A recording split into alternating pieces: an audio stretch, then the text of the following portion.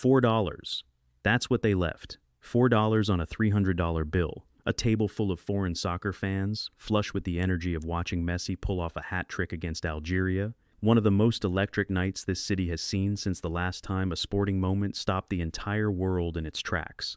And they walked out, leaving 4 single-dollar bills on the table. The bartender's name is Jessica. She works near MetLife Stadium in New Jersey, the venue that's hosting 8 World Cup matches, including the grand final itself. 1.2 million international fans were supposed to flood this region alone.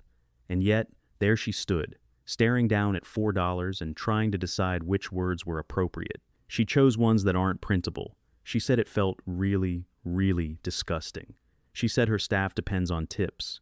And she said, increasingly, they can't depend on them anymore. That story, one bartender, one table, $4 on a $300 bill, is the most human, most honest window into something that has been quietly unraveling across every host city in America since this tournament kicked off.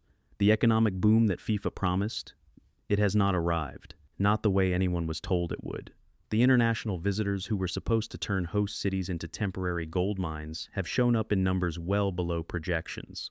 And the ones who did make it, they've been behaving in ways that American hospitality workers simply did not anticipate. Right now, in the third week of the biggest soccer tournament in the history of the sport, restaurants in Kansas City are rolling back the automatic gratuity charges they added specifically for the World Cup because the foreign visitors those charges were designed for never arrived in sufficient numbers, and the ones who did arrive aren't tipping. So what actually happened? What does the story of this World Cup's economic impact on ordinary working Americans, the restaurant owner in Atlanta, the hotel manager in Houston, the bartender in New Jersey, tell us about the gap between what FIFA promised and what it actually delivered? Let's start where the story breaks open.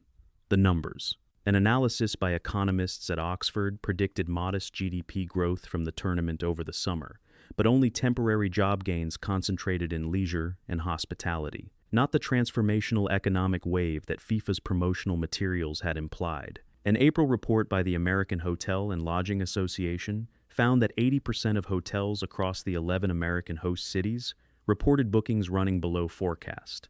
And the reasons cited were specific. Visa troubles and a tense geopolitical climate were directly deterring international visitors. The association used blunt language.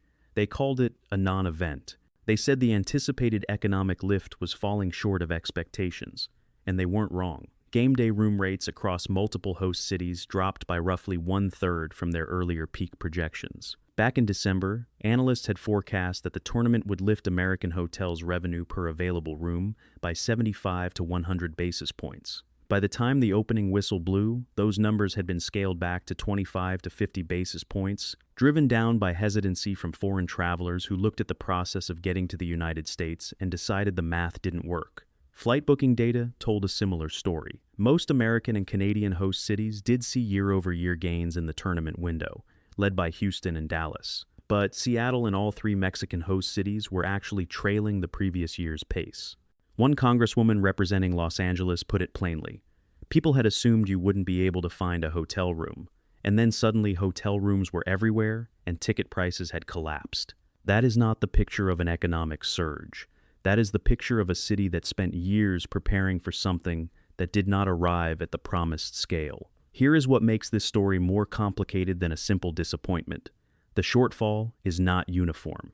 Miami is working. The city's deep cultural and demographic ties to Central and South America have driven real demand. The official FIFA Fan Festival at Bayfront Park has extended the tournament experience beyond ticket holders and into the city's commercial ecosystem, creating genuine opportunity for small businesses, restaurants, retailers, and sponsors even on non-match days. Cities with existing Latin American cultural connections, established soccer communities, and robust pre-existing tourism infrastructure have absorbed the World Cup's presence effectively and are seeing measurable benefit. But Kansas City is not Miami. Boston is not Dallas. Seattle is not Houston. And across the cities where the international visitor surge was supposed to reshape local economies, the picture is consistently more complicated, more uneven, and more disappointing than anyone who relied on FIFA's original projections was led to believe. Into that gap between projected visitors and actual arrivals walked a debate that nobody in the pre-tournament planning process had fully prepared for. Tipping. Of all the fault lines this tournament has exposed, tipping may be the one that cuts deepest into the daily reality of American workers. In the United States, tipping is not a courtesy. It is the structural foundation of how service workers get paid. Federal law allows tipped employees to be paid as little as $2.13 per hour, on the assumption that gratuities will bridge the gap to the minimum wage. In practice, for tens of millions of American workers, tips are not a bonus. They are the paycheck. They are how rent gets paid, how groceries get bought, how the lights stay on. Around the world, that math does not apply. In Germany, France, Japan, South Korea, Senegal, Ivory Coast, Côte d'Ivoire, countries that have sent hundreds of thousands of fans to this tournament, a tip is a gesture, not an obligation. It is often a rounding up of a bill, a coin left on the table, or simply nothing at all, because the culture assumes the price on the menu already includes fair compensation for the person who served the meal. In many countries across Europe and Asia, tipping 20% of every bill would be considered baffling, even offensive. In America, that 20% is how Jessica pays her rent.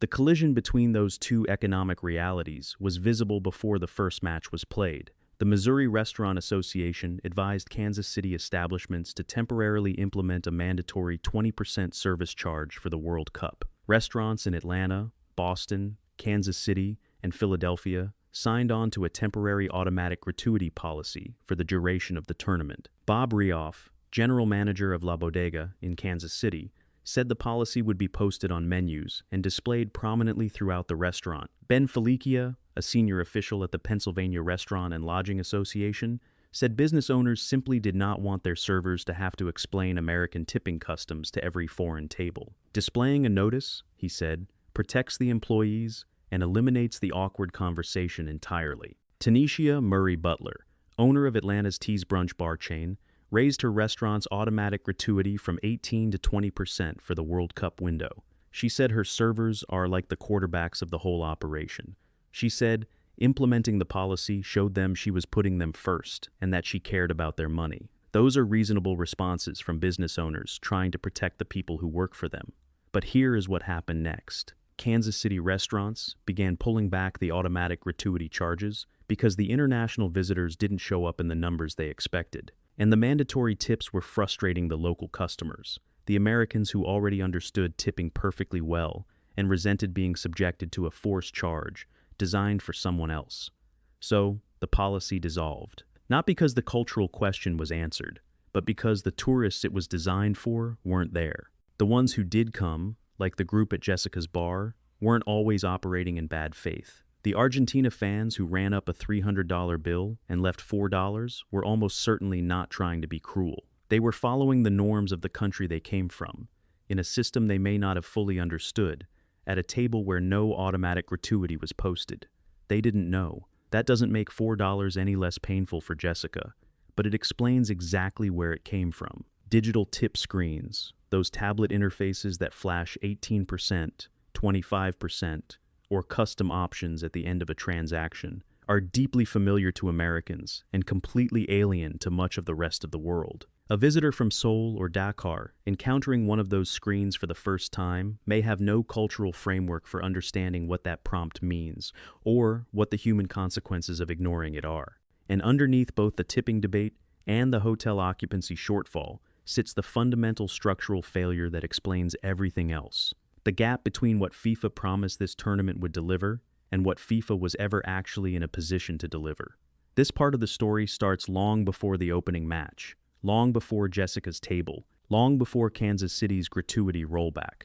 It starts with a decision FIFA made in how it structured its relationship with the 11 American host cities. FIFA eliminated its traditional local organizing committee model, the framework that in previous World Cups had given host cities a unified institutional voice, local expertise at the negotiating table, and a share of accountability that aligned FIFA's financial incentives with the city's economic interests. In its place, FIFA created what it called the Host City Supporter Program, a system it designed and controlled entirely on its own terms. Under that system, Host cities: Atlanta, Boston, Dallas, Houston, Kansas City, Los Angeles, Miami, New York, and New Jersey, Philadelphia, San Francisco, and Seattle signed contracts that placed the bulk of operational and financial responsibility on the cities themselves, with sharply limited access to tournament revenue. The assumption built into those contracts was that cities would make up the gap through their own commercial deals, specifically through 10 local sponsorship arrangements, each generating approximately $25 to $30 million per city. Most cities are falling dramatically short of that target, in large part because FIFA's own sponsorship exclusivity clauses have effectively frozen out the most logical local partners. Philadelphia wanted to sign a $5 million deal with Wawa, the regional convenience store chain with deep roots in the city. FIFA blocked it because Wawa's food sales conflicted with the FIFA primary partnership with McDonald's.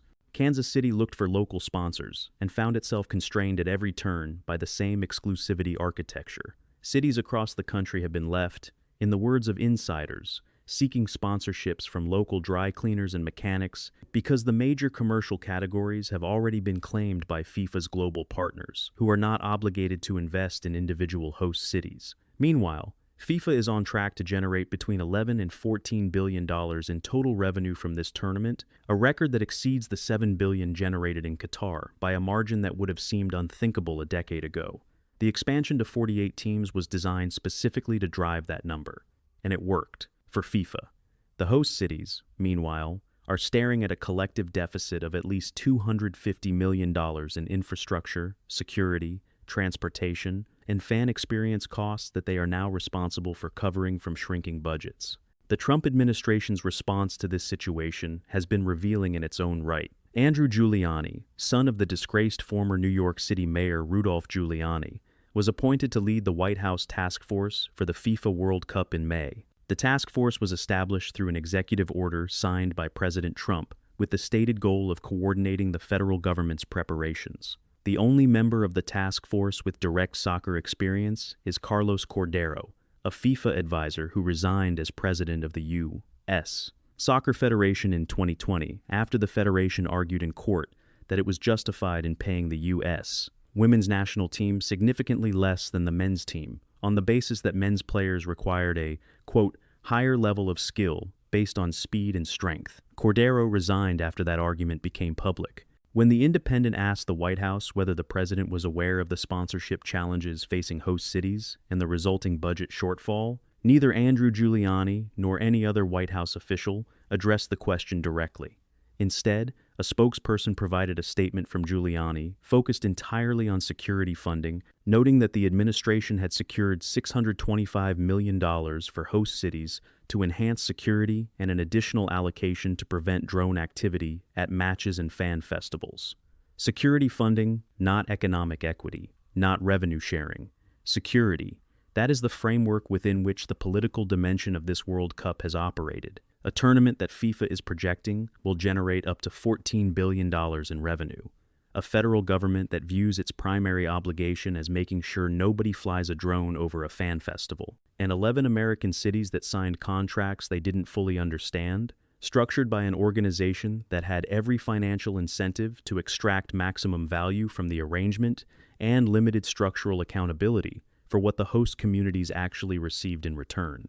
The visa dimension of this story adds yet another layer of political complexity. Presidential Proclamation 10,998 introduced a visa bond pilot program requiring tourists from certain countries, including World Cup participants like Senegal, Tunisia, and Côte d'Ivoire, to deposit between $5,000 and $15,000 per person to obtain a tourist visa. Travelers from 19 additional nations, including Haiti and Iran, were barred entirely from entering the United States under expanded travel restrictions. A University of Chicago research paper, published in May, concluded that prioritizing national security concerns in the visa process had created measurable friction in travel access, and that the Trump administration's ability to manage visa applications was directly affecting the tournament's legacy.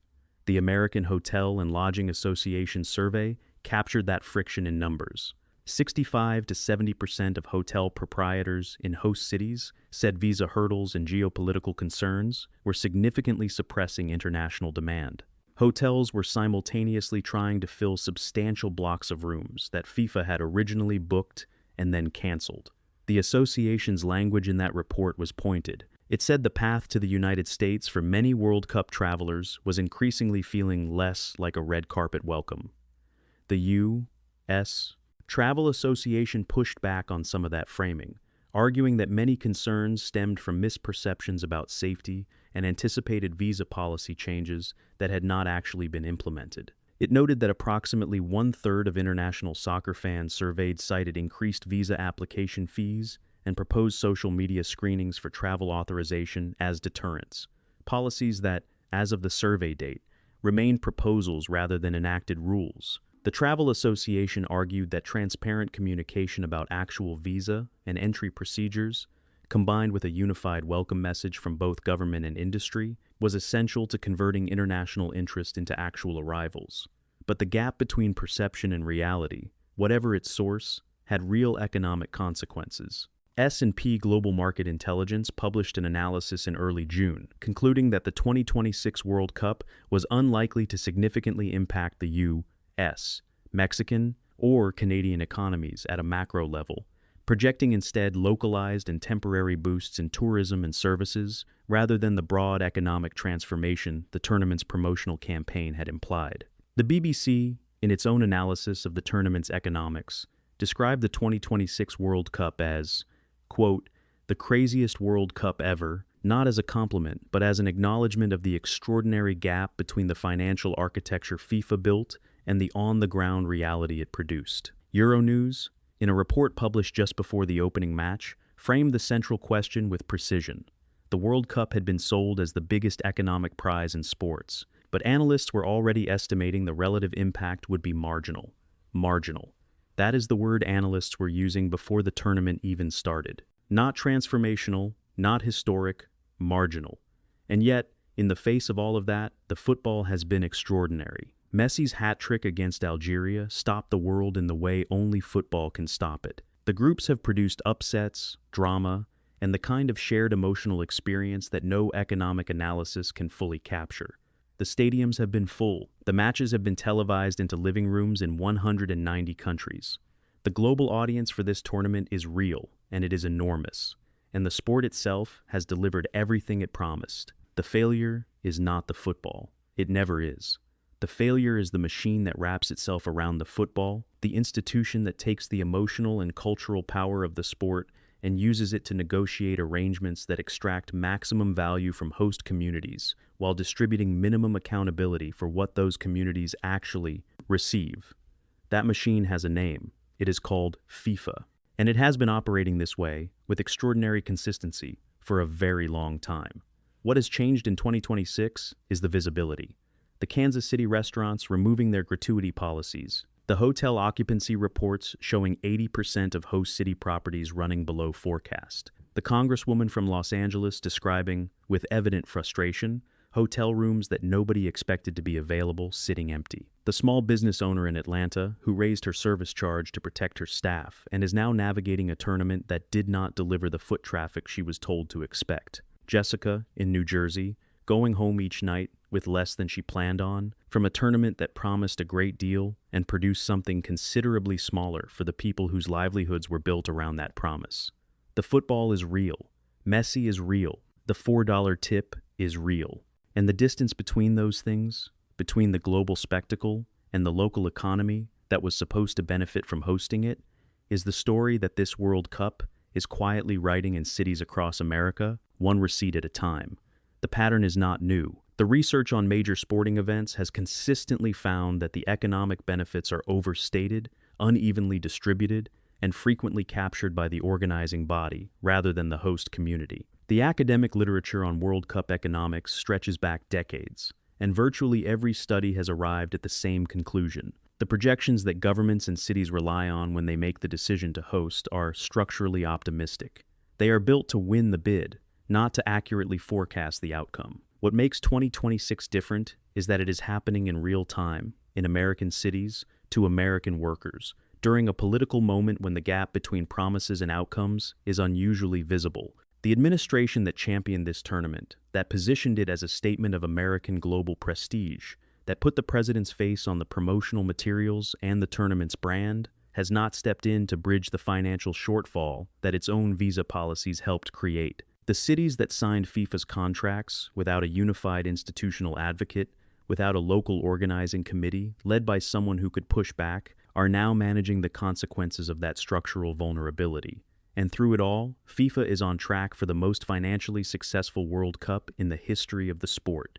$11 to $14 billion, every commercial tier performing, every broadcast deal signed, every primary partner's brand visible in every stadium, in every match. $4 on a $300 bill. That is the economics of the 2026 FIFA World Cup, told from the ground up.